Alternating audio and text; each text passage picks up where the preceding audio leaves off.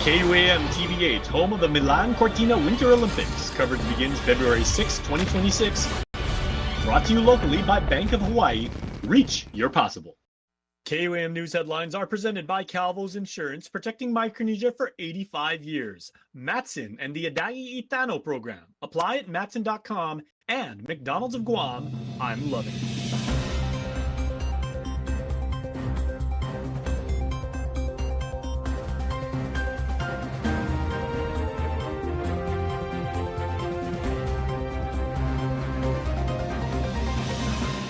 On KUAM News Primetime. A delayed audit on the Chamorro Land Trust Commission's finances has finally been released, and it's flagging significant long-standing concerns. I'm Mitsuki Hirayama with the details. As drug seizures climb and community concerns grow, lawmakers question how illegal drugs are getting into Guam and whether current border protections are enough. I'm Nevaeh Anderson with more from the oversight hearing of the Guam Customs and Quarantine Agency next. And an audit from the Office of Public Accountability flags Medicaid eligibility gap. Good evening, Guam, and half a day to you and yours from the KUAM studios here in Harmon. This is Primetime. I'm Jason Salas, and these are your top stories tonight. Well, a delayed audit has flagged significant concerns with the Chamorro Land Trust Commission administering about 33% of GovGuam property. While auditors issued a clean opinion finding no material weaknesses in internal controls and improved financial standing, the audit does show long-standing problems with lease management and collections. It's our top story tonight with Mitsuki Hirayama. A concerning 94% of Chamorro Land Trust Commission's commercial lease payments were delinquent or in arrears in fiscal year 2023, totaling some $1.2 million. This according to a recently released financial audit from the Office of Public Accountability. Public Auditor B.J. Cruz says the CLTC urgently needs assistance in collecting rent on commercial leases. As you saw, there was like a $1.2 million in outstanding lease payments, commercial leases. Someone should be out there collecting that money so that if they can get that money in, it'll run the department, maybe expand the staff, maybe even use the money to pay for surveys so that if they could survey some areas, they could start dividing up some property to be able to lease them out. But unfortunately, they have all these problems. The audit also found CLTC continued collecting rent on 12 properties with expired commercial leases without formal lease extensions. I think the most major outstanding lease was the golf course. One of the properties listed is the former Jigo Raceway Park that was closed down in early 2023 after the commission evicted the Guam Racing Federation for violating lease agreements. After we came out with our audit about the fact that they were getting ripped off on it a long time, our performance audit showed that there were problems with that. Today, that property remains unutilized. Lease negotiations with prospective tenants, the Guam Motorsports Association, continue to drag on for the last year and a half. The audit also points to ongoing operational challenges, including lease processing delays, limited funding for property surveys, and installing basic infrastructure, the costs often passed on to land trust recipients. Meanwhile, Cruz says the audit was delayed due to CLTC's accounting software issues and the constant change in leadership. Well, it is a concern that it is delayed because it's a component unit of the government of Guam, and they're not reporting on time could possibly delay the GovGuam audit. The constant change of leadership up there results in not being able to keep on top of things. And what they need to find is an executive director that's going to stay for an extended period, get things in order.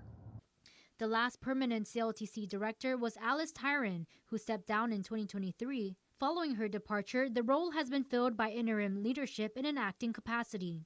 Meantime, KUAM reached out to the CLTC for comment. Mitsuki Hirayama, KUAM News. More news about your government now as the Leon Guerrero administration has submitted its final executive budget request, marking the close of its two-term tenure and setting the stage for a broader debate over the island's fiscal future. The fiscal year 2027 proposal emphasizes long-term stability, fiscal discipline, and what the administration calls honest budgeting. The administration says the budget request also reflects the economic realities we face, continued recovery, geopolitical pressures in the Pacific region, and uncertainty in federal policymaking. Governor Leon Guerrero stated those conditions demand budgets that match Guam's permanent obligations with permanent revenue and reject practices that once led the government into an $83 million deficit.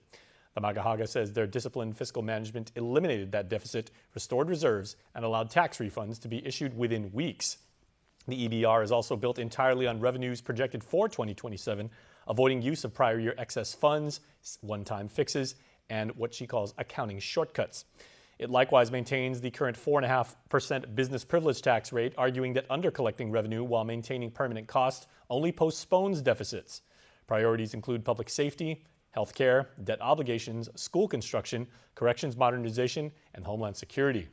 The administration says this fiscal restraint is not for a lack of compassion, but a way to ensure Guam can retain its flexibility to respond to our people's needs if federal support should suddenly shift. Elsewhere now, further details on the budget request can be expected during the governor's final State of the Island address. That happens on the 11th of this month. Elsewhere now, as drug-related arrests rise and community safety concerns grow, lawmakers are pressing for answers about how illegal drugs are entering Guam. That scrutiny turned to the Guam Customs and Quarantine Agency during a legislative oversight hearing focused on border security and enforcement, as Nevaeh Anderson explains in this next report. Guam's drug problem is increasingly visible in magistrate reports, court cases, and in the growing unease felt across neighborhoods. But for residents and policymakers alike, one question continues to surface. Where are the drugs coming from? That question framed a wide-ranging oversight hearing for the Guam Customs and Quarantine Agency, the island's first line of defense against illegal drugs and contraband, while also keeping lawful trade and travel moving. Committee Chairman Senator Jesse Lujan emphasized that border security must be treated as a concrete priority, not just a talking point. We cannot keep saying we want to stop the flow of illegal drugs and contraband while failing to put our money where our mouth is. Customs is responsible for every point of entry into Guam, from the airport and U.S. Postal Service to military installations, marinas, and the Port Authority of Guam, using specialized enforcement teams that include drug detector dogs, X-ray inspections, maritime interdiction, and intelligence units. During the hearing, Customs Director Ike Pareto presented enforcement data showing that in 2025, the agency seized about 324 pounds of methamphetamine with an estimated street value of. Data also revealed a notable gap. None of those meth seizures were made at the Port Authority of Guam, even after a 5-week special operation that inspected maritime vessels, vehicles, and shipping containers. That raised pointed questions from Senator Therese Terlahi. The report that you made today regarding methamphetamines, you said there were 48 seizures. Is any of that from the port?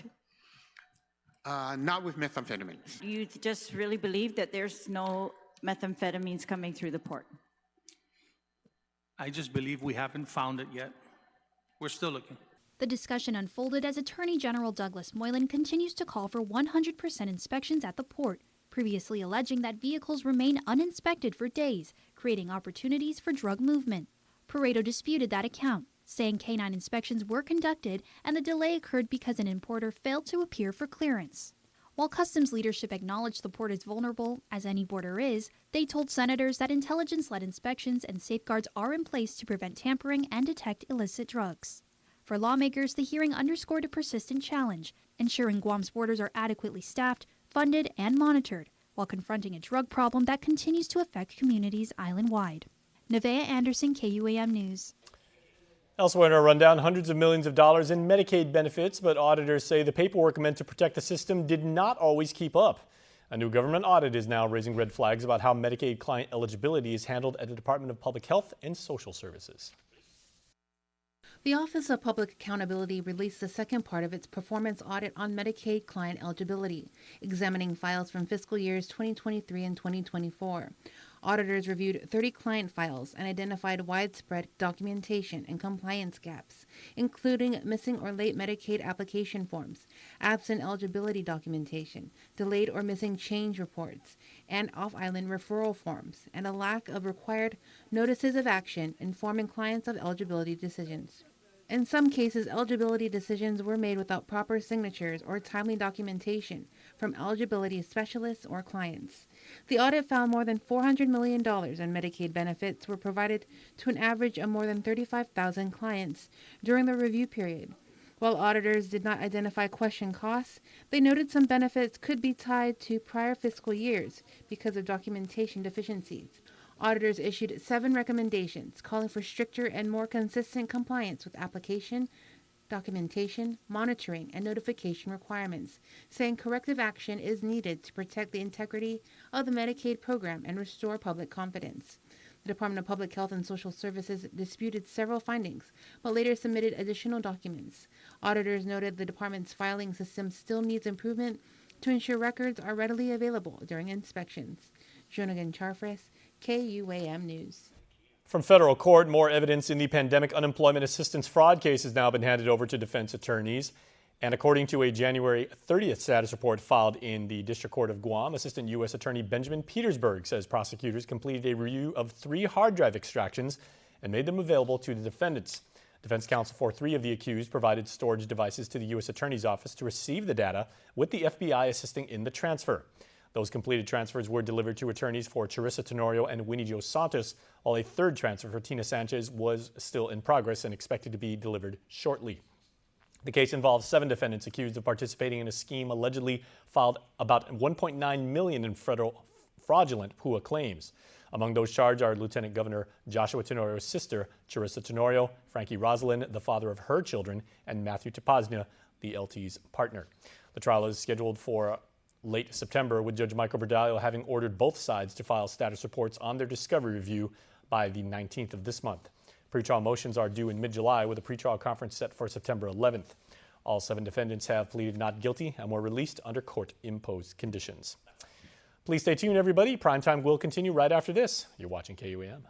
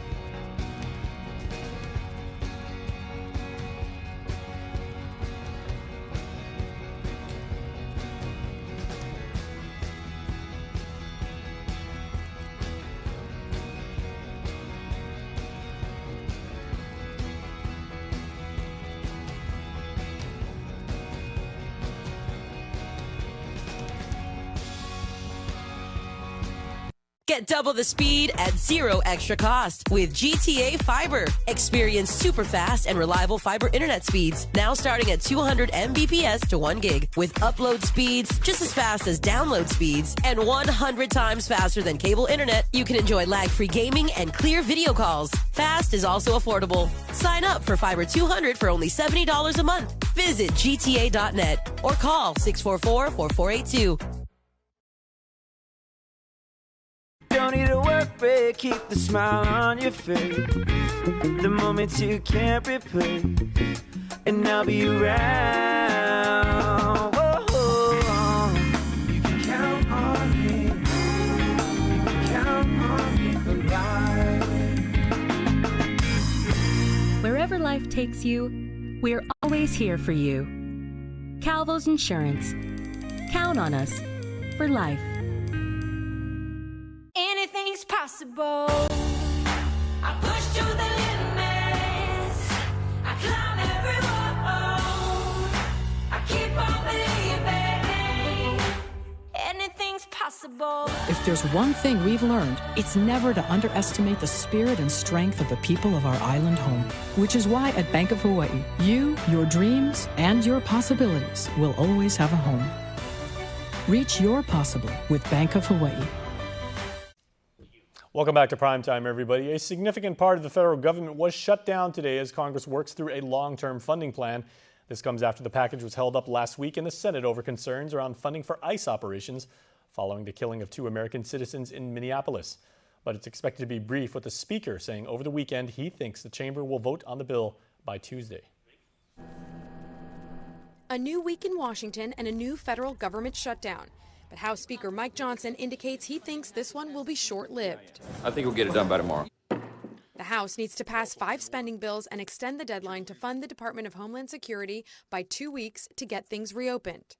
The shutdown comes after scenes like this in Minnesota, where thousands of federal agents are conducting widespread immigration raids, and after the shooting deaths of Renee Good and Alex Preddy by federal officers. Democrats became steadfast reforms to ICE need to be made before they'll agree to a Homeland Security budget. We need a robust path toward dramatic reform. The administration can't just talk the talk, they need to walk the walk. That should begin today, not in 2 weeks, today. Democrats are demanding ICE agents stop roving immigration dragnets, stop wearing masks to cover their faces, and all have body cameras before they approve long-term DHS funding. And late today, Homeland Security Secretary Kristi Noem said all immigration officers in Minneapolis will receive a body camera, and that will expand nationwide as funding becomes available. They generally tend to be good for law enforcement because people can't lie about what's happening. If she wants to do that, I'm okay with it. Some Democrats indicating even if their demands are met, their support isn't guaranteed. What is going on in our country is a violation of the First, Second, and Fourth Amendments.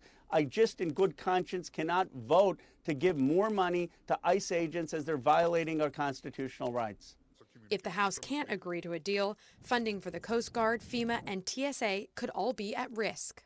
One immediate result stemming from this latest government shutdown, the jobs report. It would normally be released this Friday, but a spokesperson says because of the partial shutdown, that data will no longer come out on that day. Monica Alba, NBC News, Washington. Well, David Blas, also known as Koto, is halfway through his freshman year in college after graduating FD last year, and his experience as a filmmaker with Clutch Sports has paid off as he's now shooting the biggest gig of his career, the NFL Pro Bowl. I got a chance to sit down with him on Zoom to learn how he's getting ready to make content about the best in the NFL. Dave Koto Blas, he was graduating from FD, did amazing work for 3 years for Clutch, played beach volleyball for the Friars, and now off in college at Loyola Marymount, not even finishing with his freshman year. And first of all, Koto, it's good to see you, man. Happy New Year. And you are going to shoot the Pro Bowl. So this is, I would assume this is the biggest gig in your sports videography career. Oh yeah, it definitely is. I'm good. Hope you are too. Yeah, this is definitely the biggest event I'm ever gonna, I've ever shot, and I probably will shoot for a while. But yeah, all good.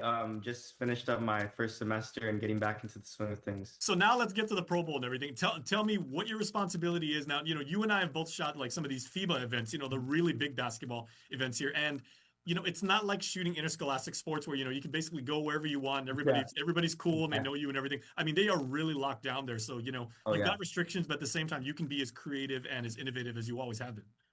Exactly. So, this is my first major event like this, and it is the NFL.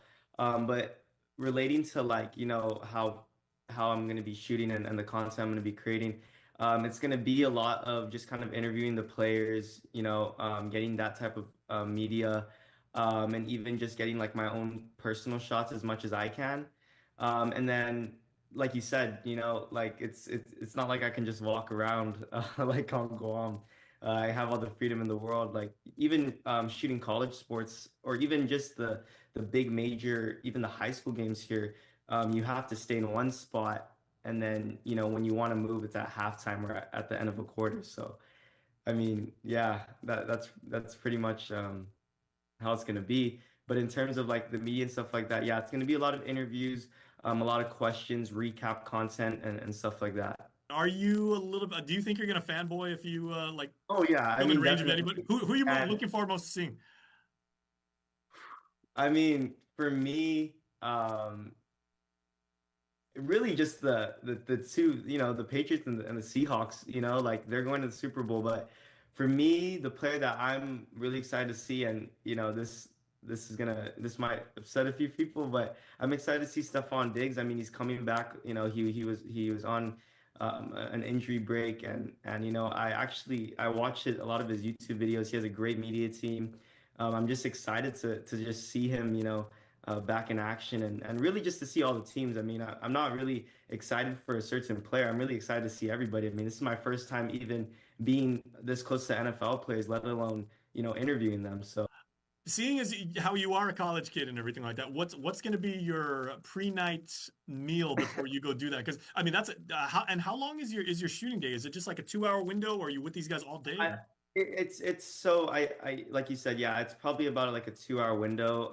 I was looking back at the schedule.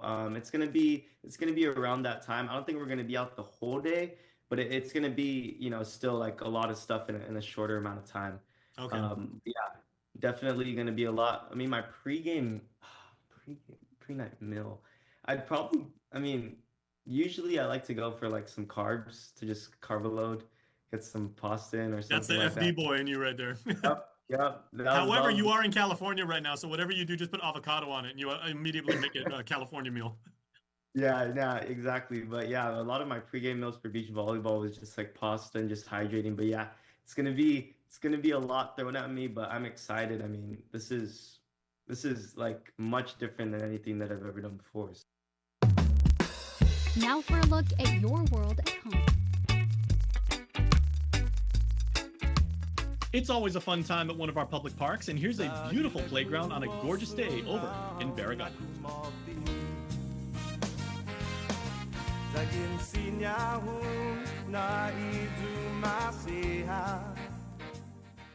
It's a new year, Guam, so let's start with the reset at Kmart. Make your move and start strong. Gear up with fitness equipment and fresh workout apparel. Fuel with wellness essentials, sugar-free options, protein, vitamins, and more. Organize and clear the clutter with easy storage solutions and cleaning essentials. And refresh your living space with new furniture and decor for your home. New year, new me. Your reset starts at Kmart Guam. The sausage egg biscuit is perfect. Now it comes with hot honey sauce.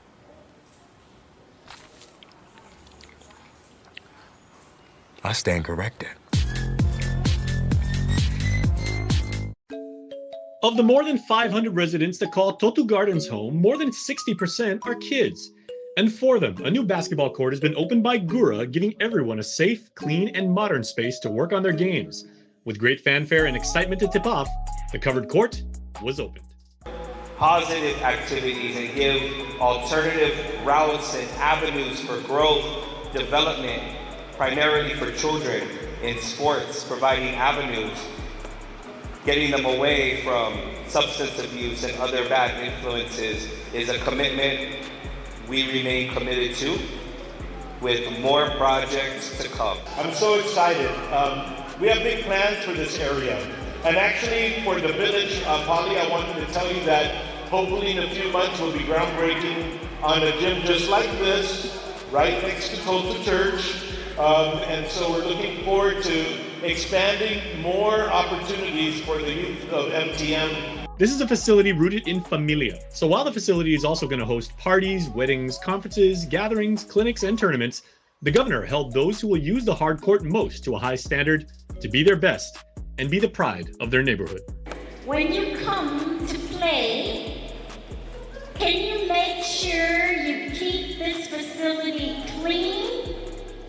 You make sure the trash is thrown away, and you protect it like it is your very own home. Thank you, because that's how we can continue to make this a better place for all of you. Following the ceremonial cutting of the ribbon, the backboards were lowered. Time to play.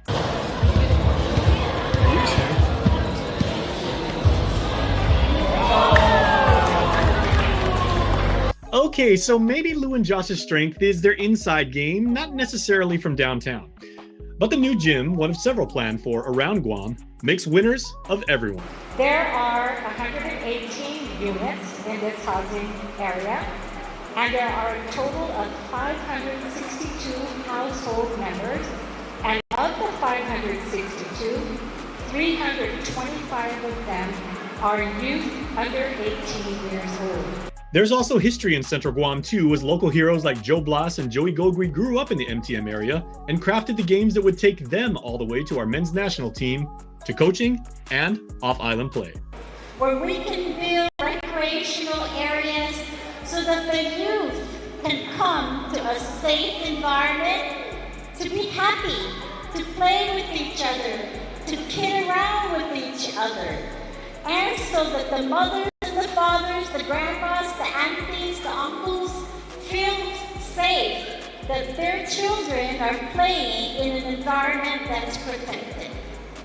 So the Toto Gardens court now stands and is a big step forward in building the most valuable asset of all, community. Communities include housing, communities include hospitals, communities include playgrounds and gyms, but communities really include safety. We want to be able to have a safe environment and safe options for especially our youth. Now it pays to spread the Better Together experience. With our brand new referral program, you can earn up to $150 in account credits for every referral you bring in. That's right, family, neighbors, friends, even your coworkers. Just pass them your account name and account number. When they sign up for Docomo Pacific service and drop your info, cha-ching! Credit applied. So spread the word and start stacking those savings. Additional conditions may apply. Docomo Pacific, we're better together.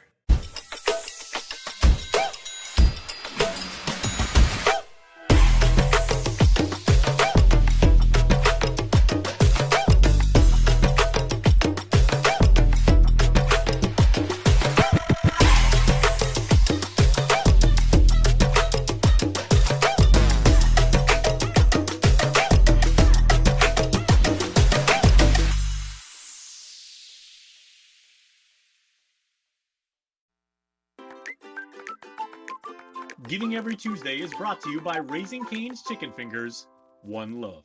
The Be Heartful organization continues their charitable work, not only providing for those in need, but also in raising awareness.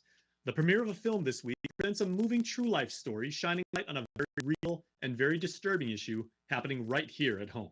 Thursday, February 5th, we're going to be premiering with a red carpet VIP evening to really create awareness in the community for often something that we don't talk about or that is an undercurrent that we maybe don't have enough awareness for, and that's sex trafficking. This time it's called Still Hope. It's based on the true story of two girls that have survived. The event is also an opportunity for movie lovers to do what we as Guamanians thrive in: help our fellow islanders in need anytime, and always give back. So a ticket costs $25.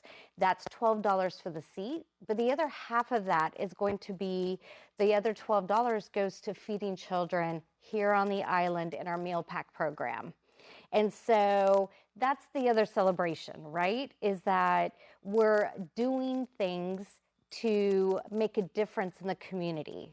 And directly in line with the theme and principal character of the film, Lori's personal journey shows the true power of hope. If you had told Lori in 4th, 5th grade when I'm living out of a van that I was going to go on to own a nonprofit and really try and encourage the community to support and love children who are going through the same experience, I think I would have told you you were crazy. I couldn't see past the situation I was in. And so that's the hope that I want this project and the community to receive. Giving Every Tuesday is brought to you by Raising Cane's Chicken Fingers, One Love. News Bites is brought to you by Docomo Pacific, Better Together, and Fresco Clothing, original custom design apparel of Guam and the Marianas. Poultry, my friends, is such a big staple of the island diet. You know, before it goes into the dipping sauce, before you put the ketchup on it, before you dress up like your chicken, your duck, your pheasant, your turkey, and everything like that, we got to make sure that the insects are not there because they can have a very, very bad effect on poultry. And my friends over at UOG, the Land Grant Extension Service, are having this wonderful workshop they've been doing this for a while, right? They've had different topics, and this, the latest topic is going to be insect pests of poultry, right? Please make sure to check it out. It's only an hour and a half. You're going to learn a lot. It's on a Saturday. It's at UOG, and the registration is only $10. You are going to take away a lot from that. So when you enjoy poultry, right, we all need our protein, and you are going to get the very best.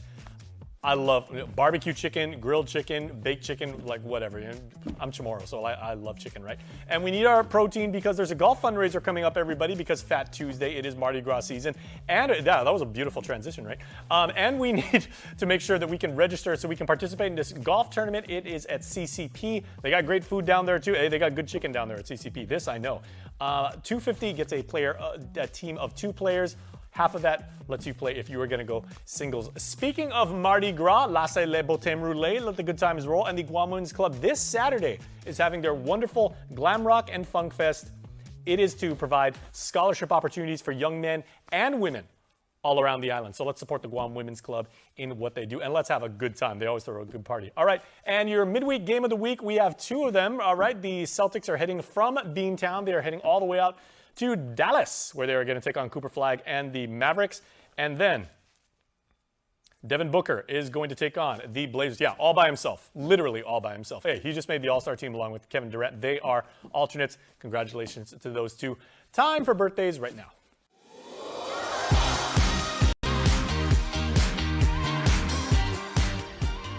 Happy birthday on this Tuesday, the 3rd of February. And the sole birthday celebrant today is new 18-year-old Mia Wolford. Mia, as you step into this new chapter, your shout out says, we wish you a life filled with love, unwavering faith, and God's constant guidance on every step of your journey. Amen.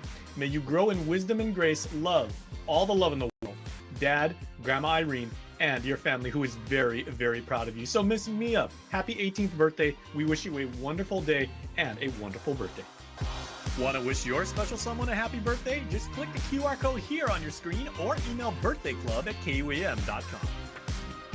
That's your report for this Tuesday night. Thanks for watching. We'll see you tomorrow.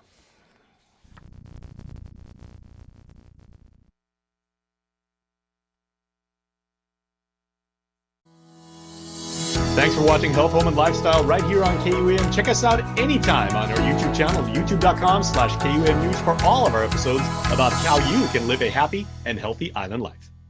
Hafide Guam, I'm Jason Salas here in Dedido for this week's installment of Health, Home, and Lifestyle. Thank you so much for tuning in as always. And remember, if you want to see any of our past episodes, you can check out our YouTube channel at youtube.com/KUAM News. But don't go there, because we got today's episode and we have information-packed ways about how you can live a healthy, happy, and wonderful island life, because that's what we do here each and every Tuesday. All right, let's get to this week's episode.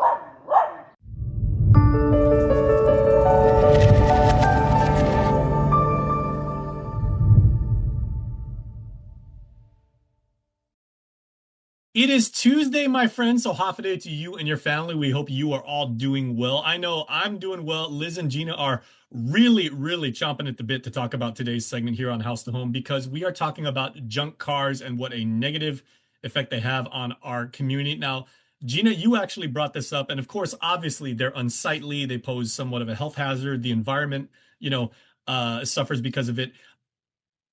And there also is obviously a very detrimental effect that these junk cars and abandoned, vehicles have on not just value of the individual property that they sit in front of, but, like entire neighborhoods, entire villages, right? So how critical of a problem is this, relative to real estate? Well, I mean, it's critical to real estate, but our view is that it's critical to our island. Mm-hmm. This is a community issue. And yes, it impacts real estate quite a bit, because when like yesterday, I drove somebody around and my customer actually asked me, are we is Guam kind of like a third world country? And I'm like, what makes you say that? And we were passing by an area that had, I call it the law of attraction. I had seen junk cars there on the back road, but now there's a junk village. Like there's 2 of them side by side, and we had just passed that. And Because one person thinks if I can ditch my car so like somewhere, another person will say, oh, okay, I guess it's okay for me to ditch my car there. And, next thing you know, you got 8 cars. The entrance to Woostig Road, right, I grew up like around that area and everything. It is astonishing how many junk cars are right there in front of that business complex. Now, somebody finally cleaned that up. And I think, I don't know who I don't want to give credit where it's not due, but it was cleaned up. But Jason, yes, this affects real estate. It affects your real estate. And even if you don't affect real estate, then it affects your village. It affects your family's ability to enjoy their environment. It pollutes our island. It's an eyesore. It's an eyesore to the tourists who drive around. So this is an issue that impacts every part of our life. It isn't just real estate. That's good. So we're broadening our scope today, and we're talking about the much larger issue. Go ahead, Liz. Yeah, so according to the law, it puts the responsibility on the Department of Public Works and Guam EPA. Now, I remember in the past where the mayors were handling a lot of the problems, within the village, where they would assist in the process of removing vehicles, tires, and I think they had budgets for that. But now that has changed, and I believe even when you register your vehicle, there is a section in the back that state, that you are responsible for the removal. And I think there is a fee, right, Gina, for that. And and the problem there is now we need to check deeper into this, which probably would lead us to part 2, as far as the process and policing is always the issue. I mean, there was a law about littering, and EPA was responsible for that. And the policing part of it, I think, is the weak side. And that is the current issue, even with the junk cars right now. Yeah, okay. The section of the public policy that I've actually highlighted right there, it actually does say, as you said, Liz, the legal interpretation of what is an abandoned vehicle and what is a junk car. Right. And, even for us, when we're selling property, sometimes people leave their junk vehicles. And then whose responsibility is it? Especially when Gina and I are selling the property, it falls on the current owner. And that's not cheap. I think it's $300 or $400 to remove a vehicle from the premises. $500 to $600. Okay, so that has gone $500 to $600 to remove a junk vehicle. So if there's 2 or 3 of them, you can imagine the fee involved. And then the question is, should I move it? And Gina and I would say, of course, because the new owner of that property would not want to be responsible for that vehicle. And besides that, it's an eyesore. It affects our island. And, about Gina and her client running around the island, it is embarrassing. And John and I were just driving the other day, and he said, my God, look at all these junk vehicles. And as Gina puts it, the law of attraction, maybe there are 2 or 3 at one time, but now there's 10 of them. And they continue to add up because people think, oh, there's a few cars here, we can dump them. But I think the policing part is critical. They should start looking at whatever that VIN number is, or the registration for the VIN and the registration of that particular vehicle, and go after these people and charge them to remove it. But someone's got to start removing them. Okay, and that is the ultimate question and everything. Like, whose shoulders does that responsibility fall upon? Right. And I think at one time they used to ship these vehicles to Taiwan or off island for, whatever purposes. But there's got to be a process, and they can't wait any longer. This has gone on far too long. Okay, and I remember when junk cars, I've been here at KUAM working in news long enough to remember when the phrase junk cars first started coming on in the early 2000s, when it was very segmented and sequestered to very specific parts of economically underprivileged villages, the way in the back streets or way in the jungle. Now you see it like on open roads. Yeah, people, honestly, Jace, the people who do this don't care where they do it anymore. And the reason I believe is this, and I have to say, it felt before like things were really like, I mean, it wasn't immediate, but it felt like it got addressed. Mhm. But for the last few years, it feels like nothing's been happening. I don't know, or maybe we're noticing it more because it's just so much. But I suspect it has something to do with this law going. So Liz mentioned that the mayor's council was responsible, right? Or they took it upon themselves. Now, I talked to somebody at the mayor's council and they explained that yes, the mayors they took it upon themselves to do this. And I can see why. Each mayor has a responsibility to clean up their village. And I could see that they would want to do this.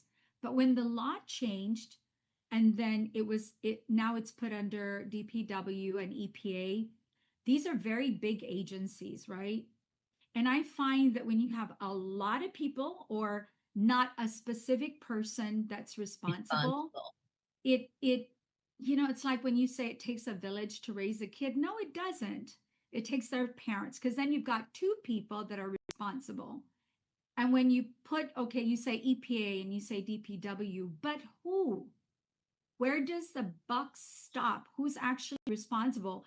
And maybe they're still trying to figure it out. So that's what Liz was saying. There's a part two, because I think we really need to figure out what is the process. Because before I would just call my mayor and take a picture and send it to my mayor. And then I felt confident that my mayor would figure it out or get it done. And I was right. It got figured out, because like 3-4 months later, it was gone, right?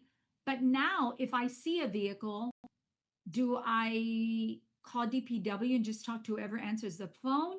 Do I email it? Do I send a picture? I mean, what's the process? Or is it EPA? I mean, we need to know what the process is, because this is funded. It's for all of you out there, take your car registration, flip it over, and you're going to see that there's a trash removal, there's a recycling fee. And by the way, there's a street light fee there too. And now you brought another GovGuam agency into this, because when you talk about looking at your registration, now we've got Rev and Tax involved in it. Oh, Yes. Right.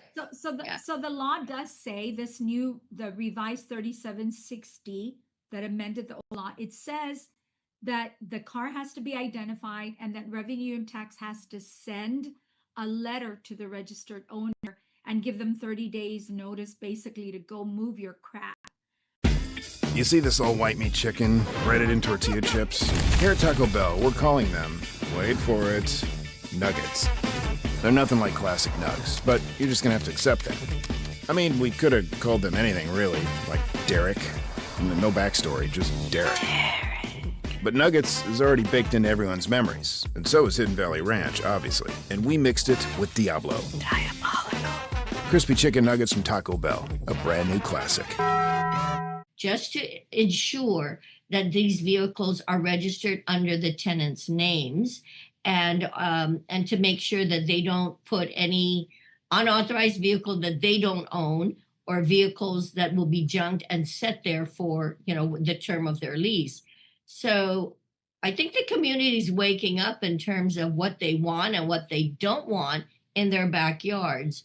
So I mean, that was one of the first that I put together, and I think I'm going to utilize that for all future leases, so to protect the landlords and the owners. Okay, and Gina, I'm going to put my neck out here, because I know at the beginning of the show you said, like we were talking about, what impact does this have on property? And you were like, it's a much broader problem than that. But, I mean, there is an economic impact that derives from this, or the results because of this. I mean, yeah, you've got the environment, you've got, these are rusty cars, like it breeds, insects and, things like that. It's unsightly. There's the cosmetic effect, but there is also a negative economic factor that gets applied here. So when it comes to seeing those kind of things, I mean, obviously for people in your lady's line of work, it's a deal breaker, right? Yeah. You see a junk car even near like a property that's available, and they'd be like, oh, that kind of like it. When the impression that people have is this must be a bad area if there's this much junk around the streets and nobody's picking up. They they associate it with poor neighborhoods, bad neighborhoods. And I don't want any neighborhood to have that kind of stigma, right? all our neighborhoods are great. But yes, you're right. If it's so great, why are we allowing it to look like this? Well, it's a representation. It's a representation of us. If I'm taking someone around or Gina's taking, it represents you, me, every single person on this island. So whether it's in one neighborhood or that, they still look at us. We live here. Why do we allow it? Yeah, we are the community. We are the community. We're it. This, you know, what's interesting. This is like if you go to any of the public parks, or you go like to a beach and everything like that, and you see the discarded, you know, iced tea, like plastic bottle or something like that. This is like this times 10. Yeah. Worse. Yeah. Okay. How did you know? We're all old here. I'm glad I'm out of striking range from it. But how did your younger colleagues, you know, feel about this and the broader ecosystem of, you know, people involved, like in real estate, you know, the young ones that aren't just looking at this as a financial transaction, but, you know, how did they feel about the pride that it takes away from what should happen like in our island? You know, so if we let this go on too long, people get used to it. And then they just start, you know, you're not. Don't normalize junk cars, everybody. You expect it. You expect it. Yeah. Oh, yeah. Well, it's always like that. I hate that comment. No, it is not always like that. Like that. But the problem we have right now is we're letting it linger too long. We're allowing it to continue way too long. We should start doing something about it soon because, you know, it's starting to be normal. And this is not the normal that we want. Is that our island is littered and we're.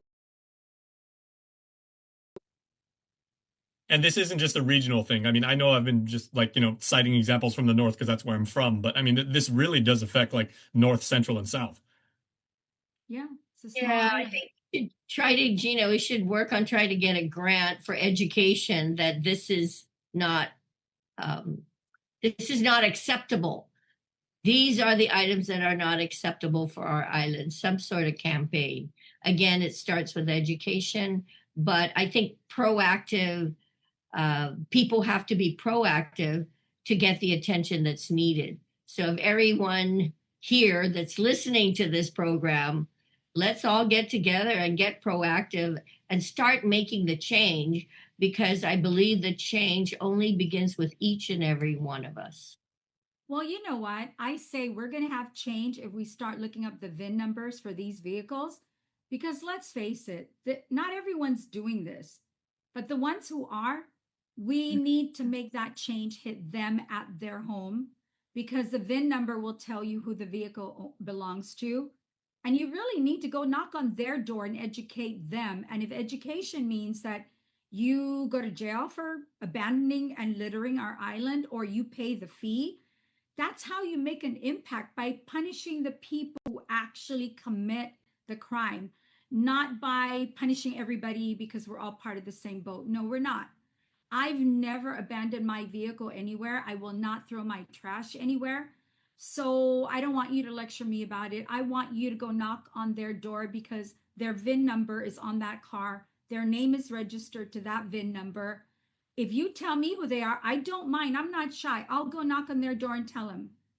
This is an interesting heuristic that the both of you are using, like a problem-solving method, because Liz is more, let's educate, let's empower, let's let people know like what's going on. Gina's like, let's go shame the offenders and everything. And you know what? I mean, that any person who has been on Guam for at least 5 years tells you that, like, if you really want to get something done, you call people out in front of their peers.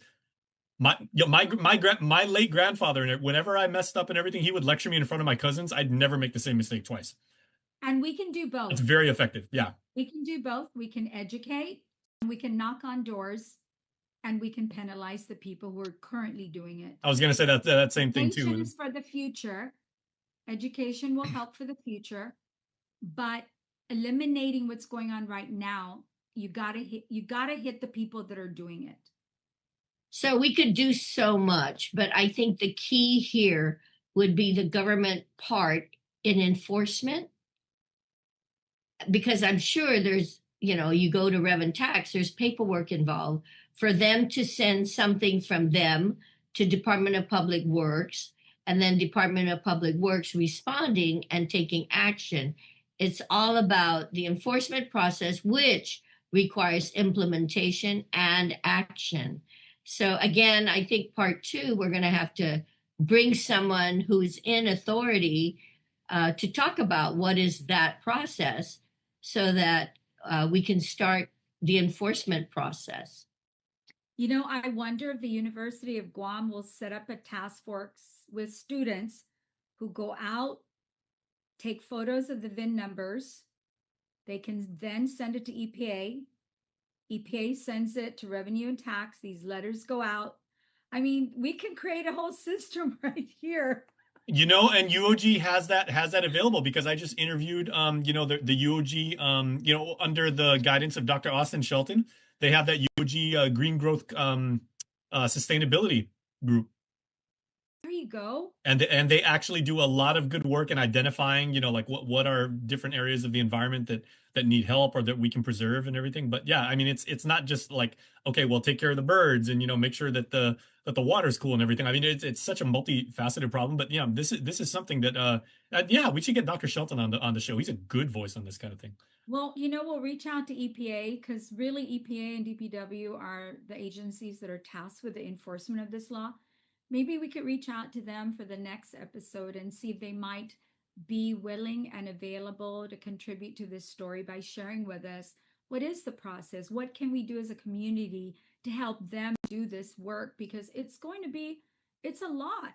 I know it's a lot. We can see it everywhere we go. Mm-hmm. And you will never hear me say anything negative about any of our mayors because our mayors are absolute superheroes and rock stars, each and every one of them in all 19 municipalities. At the same time, their constituents are saying, you know, Mayor, can you do something about saying, Mayor, can you do something about these 60,000 dogs that are running around? It's a tough spot to be in, man. It's a lot of work. Yeah. Yeah. But you know, like Liz said, I mean, we can support them. We can show them our willingness to work with them, and maybe like Gina said, then we can play hardball a little bit. With the criminals, not with the mayors. No, that's yeah. Okay, so yeah, you know what we said? If you see junk cars in your area, like Gina said, everybody's got a supercomputer that they're carrying around in their pocket. Do something, you know, take a picture, take several pictures, you know, geotag them. Let us know where they are. Let your mayors know where they are, and you know, get started that way. The VIN number, the picture of the vehicle, and the location. There you go. Yeah. Okay, and we'll see you next week for part 2. Oh, part 2 is going to be good. It's always good. Okay, until that time, let's all take a deep breath together and release. Okay, no more junk cars. There we go. We'll get this done, everybody. I have all faith. Okay, thank you, ladies. Thank you. Bye, Jason.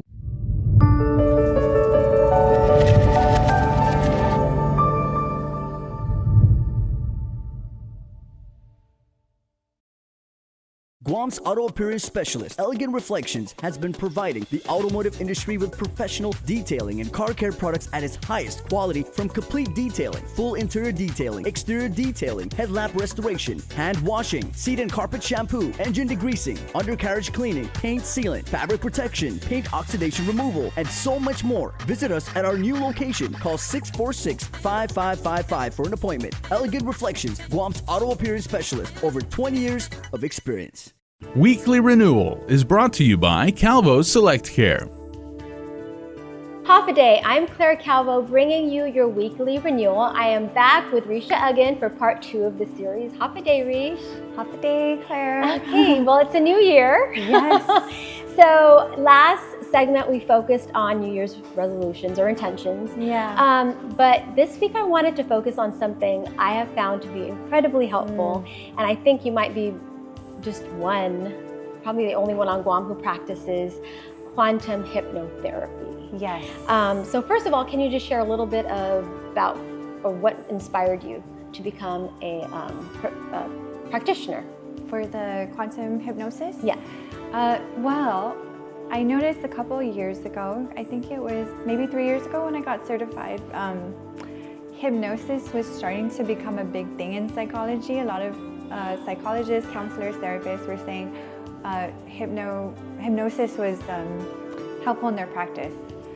So I started to do some research because there's quite a few out there, different types. And the quantum hypnosis was the one I was most drawn to. It kind of covers 2 parts. So yeah, I found it really interesting. And even for my own personal life, I wanted to jump into it and see, oh, what is this about? So I've been practicing it for 3 years now. So explain, for those who are foreign to this, explain what that entails. I mean, I think when people think of hypnosis, they think of like, you know, some like talk show host who has it, invites someone, everyone just kind of falls asleep or barks like a dog or whatever. Or does the thing, right? Yeah. It's completely different. Hypnosis as a whole is completely different now.